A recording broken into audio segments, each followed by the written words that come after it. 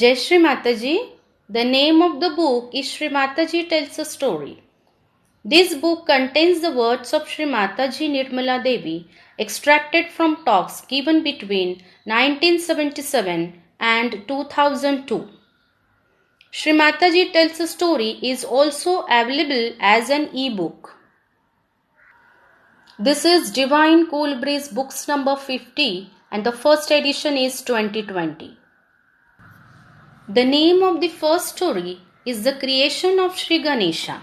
It's a story about innocence. I am going to tell you the story of Sri Ganesha's birth. It is very interesting. It is very symbolic. This is Christ and He is the Omega and He is the Alpha. There is no short form of what the whole thing is. He is the first one created. It is very symbolic. The pure power of desire to be one with the Spirit is symbolized in Gauri. The primordial Gauri is that power which is separated from the Lord. In previous lives, she was separated and again she was born as Parvati. She wants to be one with Shiva, who is the Spirit. So now the marriage has taken place in the sense that now she can meet him. The wedding kindling has to start, but she is not yet married in the sense that she is still a virgin but married otherwise. That means she is now about to rise. Before that, she wants to have a bath because she has to meet her Lord. So she must have the bridal bath. She is absolutely virgin and she goes for her bath.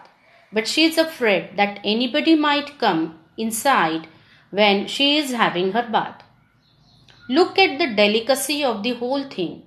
This desire, which is just meant for the spirit, does not want to be exposed to anything else, any negativity coming in, anything happening like that. So she closes the door, but still she is worried that from the back side somebody may come. She puts this scented powder, which we use in India for the bride, and rubs her body with that. And she finds that a lot of it comes out. So she makes Ganesha out of that. Now imagine how vibrated it must be. She puts that powder, which is made of camphor and all these beautiful things, which are really celestial and are completely vibrated, on her body. She makes a Ganesha and puts him to the back of the bathroom. She is having her bath nicely. At that time, Shiva comes suddenly and knocks at the door. She does not hear him. So he goes to the back door. There he sees Sri Ganesha sitting. He asks Sri Ganesha, "Who are you?" He says, "I am the son of Gauri." Shiva cannot understand. She is a virgin. And this one is saying, "I am the son of Gauri." See now the immaculate conception. Try to understand. Shiva says, "How can she have a child? She is the virgin." And he thinks Sri Ganesha is bringing slander on his wife, who is a virgin. So he cuts his neck in anger and he enters into the bathroom.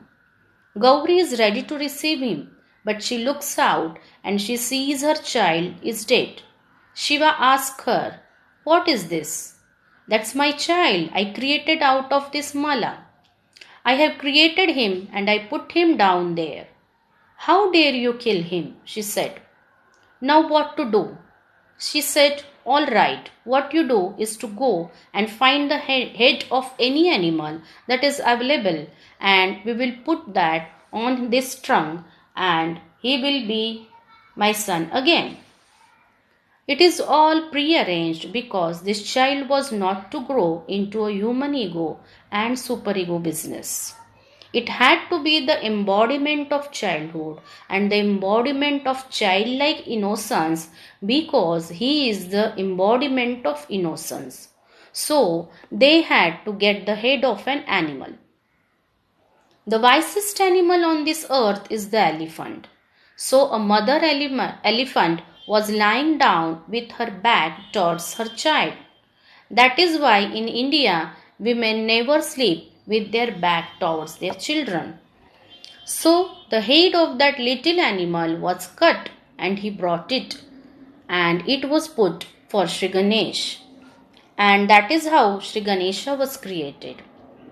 This elephant is the conveyance of Mahalakshmi. The body is from Mahakali, but the head is given by Mahalakshmi, the evolutionary power.